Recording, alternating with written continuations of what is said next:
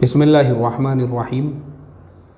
ये ओडिशा से एक बहन का सवाल है। बहन ने लिखा है, अस्सलाम वालेकुम रहमतुल्लाह। मौलाना, मैंने सुना है कि जो अपने मर्ज़ी से नज़बंदी करवाए तो उसका नमाज, रोज़ा, हज कुछ भी कबूल नहीं होता है, बल्कि उसके हाथ का खाना भी हराम है। हम नहीं जानते इसमें कितनी सच्चाई है।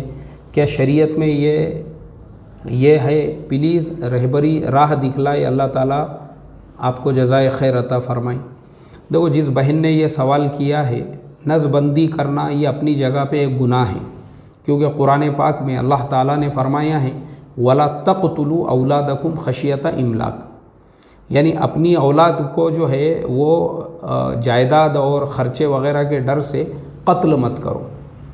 लेकिन अगर किसी ने नज़बंदी कर दिया तो वह ऐसा ही है जैसा उसने औलाद के रास्ते को रोक दिया, अल्लाह का एक हुक्म तोड़ा, तो वो हुक्म तोड़ने का जो गुनाह है वो उस पर होगा।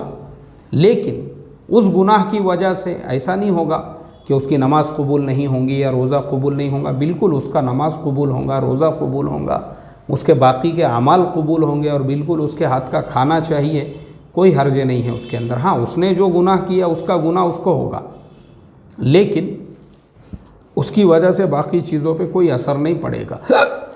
अल्लाह हम तमाम को दीन की सही समझ अता फ़रमाए। अस्सलामु अलैकुम व रहमतुल्लाहि व बरकातुहू।